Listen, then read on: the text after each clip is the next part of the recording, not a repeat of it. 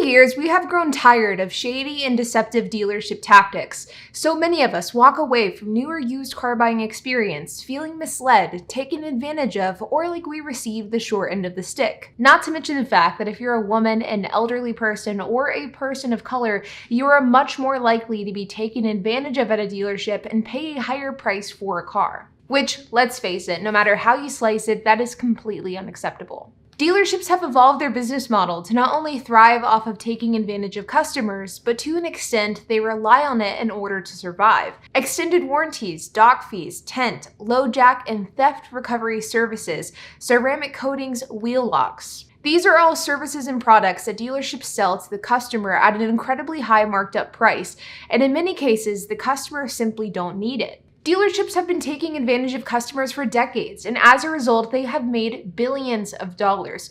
So of course, whenever these types of dealership sales tactics are brought into question, dealerships are pretty quick to push back on it. Which is why when the FTC recently announced a new rule which would ban many of these same tactics and methods that dealerships are using to make a ton of money, it probably doesn't come as a surprise that dealerships weren't too happy.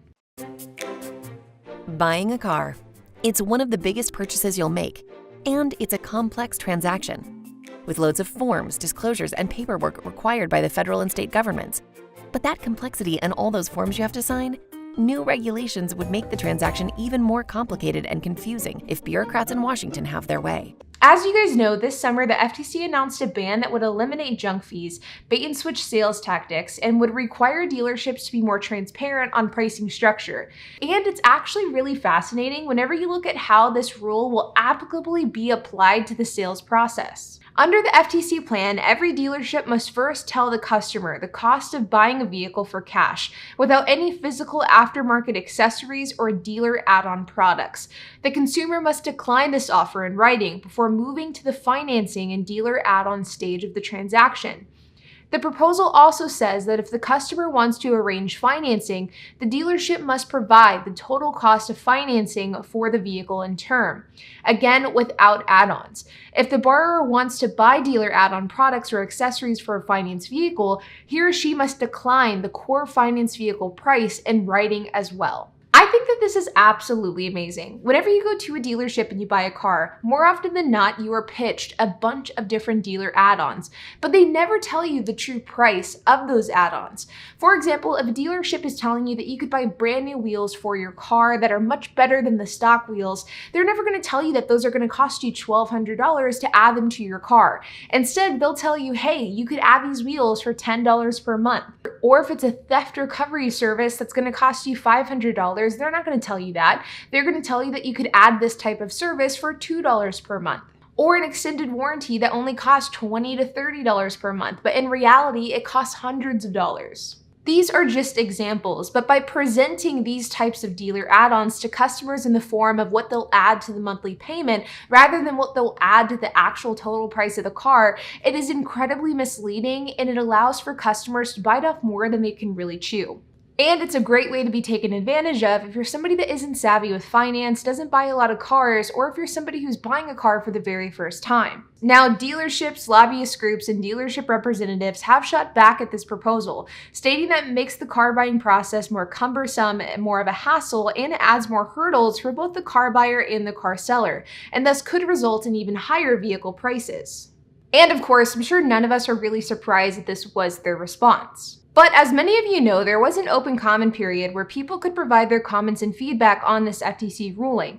This comment period ended on the 12th of September, and ever since we've been sitting in a state of limbo. Which of course begs the question, what happens next? Well, last week the public comment period ended, and this is an important part of the process because it allows for the FTC to read public feedback and adjust accordingly. According to the FTC, they will read through these comments and in some cases will actually modify or amend the FTC rule proposal. The FTC did deny a request to extend the public comment period, and now the FTC is reviewing the comments, but it's unclear exactly how long this review period will last. I searched all over the internet to try to figure out an average timeline of how long it takes for a rule proposal to be officially approved and be taken into action, and to be honest, I couldn't find any standard clear-cut answer. It seems as though there's a lot of factors whenever it comes to the timeline of an FTC rule proposal, including the length and the type of proposal, how many public comments there are, as well as how much pushback there is from different companies and lobbyist groups. And it seems as though in some cases, the FTC reviewing the comments on a proposal can take months, which I guess isn't super surprising given the fact that the FTC is a government entity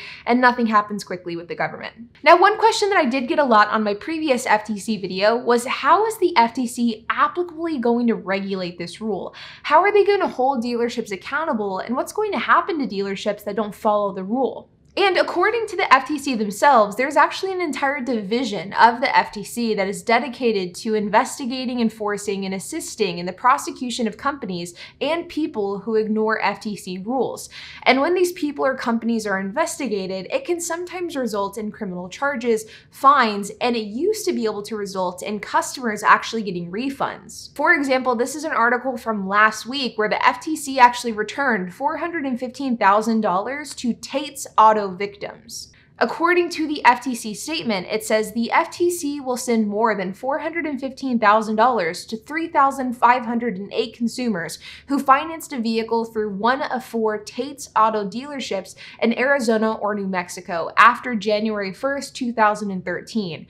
According to the FTC lawsuit that led to the refund, the dealerships deceived consumers, many of whom are members of the Navajo Nation, about payment information and also inflated consumer income amounts on financing applications, which resulted in repossessions. Now, it is important to note that though this is a very recent example of how the FTC can give consumers refunds, this unfortunately isn't going to be applicable to everyday people currently unless something changes. Because as of 2021, the Supreme Court actually ruled that the FTC lacked the authority to seek monetary relief in federal court going forward. And though the FTC has asked Congress to step in on this issue, it's unclear if they will. But the FTC still can hold companies accountable in other methods. And this is certainly what will happen with dealerships that don't end up following the rules either. So there you guys have it. This is the most up-to-date information regarding this FTC rule proposal. And like I mentioned a few moments ago, it could be a couple of months before we get any sort of substantial update of what's going to happen moving forward.